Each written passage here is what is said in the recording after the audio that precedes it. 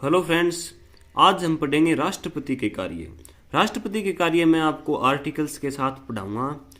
तो देखिए, आपकी जो अनुच्छेद 72 है यानी कि आर्टिकल 72, उसमें क्या लिखा है कि समाधान की शक्ति, यानी कि राष्ट्रपति के पास समाधान की शक्ति होती है। उसका अर्थ क्या है कि राष्ट्रपति किसी व्यक्ति को अगर फांसी हो रही है तो उसकी फांसी को टाल सकता है या फिर उसकी सजा को कम कर सकता है। ये शक्ति है जो केवल राष्ट्रपति के पास ही होती है। देखिए, राष्ट्र समाधान की शक्ति के ब्रैकेट में लिख भी रखा है मैंने कि किसी व्यक्ति की फांसी टलवा देना, यानी कि ये शक्ति सिर्फ राष्ट्रपति के पास ही होती है, और वो भी आर्टिकल 72 के अकॉर्डिंग। अब देखिए, अनुच्छेद 85(1), इसमें क्या लिखा है कि राष्ट्रपति संसद के सत्र को बुलाता है और समाप्त करता है। यानी कि संसद के सत्र को बुलाने का और उसे समाप्त करने का जो कार्य है वो राष्ट्रपति के पास ही होता है, किसी और के पास नहीं होता है। अब देखिए कि आर्टिकल 85(2) कि राष्ट्रपति प्रधानमंत्री और मंत्रिपरिषद की सिफारिश पर समय से पूर्व लोकसभा को भंग कर सकता है। ये बात मैंने आपको जब लोकसभा पढ़ाई थी तब बता भी दी थी कि लोकसभा को भंग करने का कार्य है वो सिर्फ राष्ट्रपति कर सकता है, और वो भी किसकी सिफारिश पर? तो प्रधानमंत्री और मंत्रिपरिषद की सिफारिश पर, और आर्टिकल 85(2) के अकॉर्डिंग। अब देखिए, इसका जो उदाहरण है, यानी कि लोकसभा भंग होने का जो उदाहरण था वो था 1970 में जो चौथी लोकसभा हो रही थी, उसको भंग किया था राष्ट्रपति ने। अब देखिए आगे। हाँ, तो आर्टिकल 108, इसमें क्या लिखा है कि संयुक्त अधिवेशन बुलाया जाता है। यानी कि जो लोकसभा और राज्यसभा का संयुक्त अधिवेशन है वो कई बार बुलाया जाता है, कुछ विशेष परिस्थितियों में बुलाया जाता है, तो उनको बुलाने का जो कार्य है वो राष्ट्रपति करता है। ये बात मैंने आपको बता दी थी, लोकसभा के अंदर भी राज्यसभा दोनों में बताई थी मैंने आपको। अब देखिए कि जो संयुक्त अधिवेशन है उसे राष्ट्रपति ने बुला तो लिया है, लेकिन उसकी अध्यक्षता कौन करेगा? तो उसकी जो अध्यक्षता होगी वो करेगा लोकसभा का अध्यक्ष।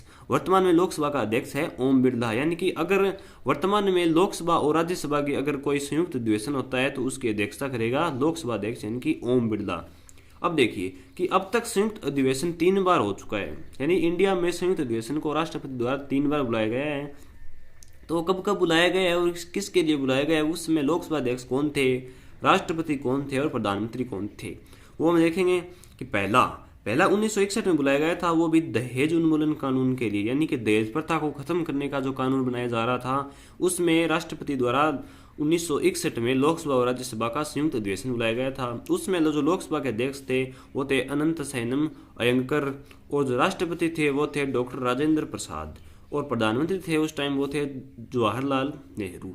अब देखिए नेक्स्ट, कि 1978 में बैंकिंग सेवाओं से संबंधित, यानी कि बैंक की सेवाओं से संबंधित कोई कानून पारित करने के लिए राष्ट्रपति ने लोकसभा और राज्यसभा का संयुक्त अधिवेशन बुलाया था।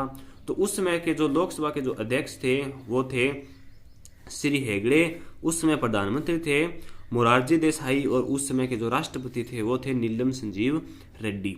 अब देखिए नेक्स्ट, कि 2002 में आतंकवाद निवारक कानून, यानी कि आतंकवाद को खत्म करने का कोई कानून बनाया जा रहा था। उस टाइम जो राष्ट्रपति द्वारा संयुक्त अधिवेशन बुलाया गया था, उसके जो लोकसभा के जो अध्यक्ष थे मनोहर लाल जोशी थे, यानी कि संयुक्त अधिवेशन के जो अध्यक्ष थे वो थे मनोहर लाल जोशी।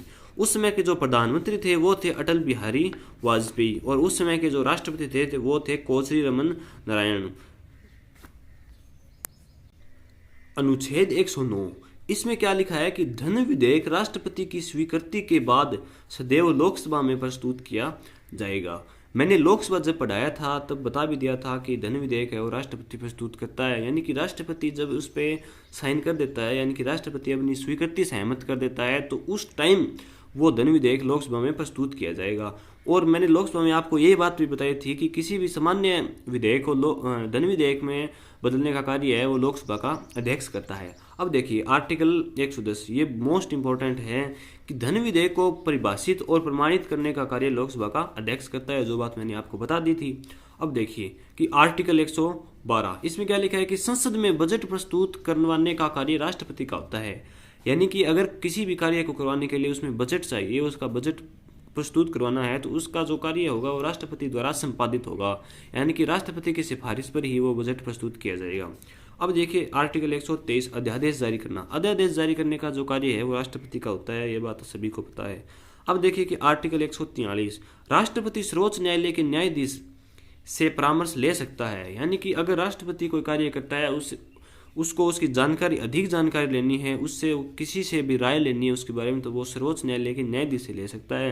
यानी कि ये कहें कि राष्ट्रपति और उपराष्ट्रपति के बाद जो भारत का सबसे बड़ा पद होता है वो सर्वोच्च न्यायालय का न्यायाधीश ही होता है।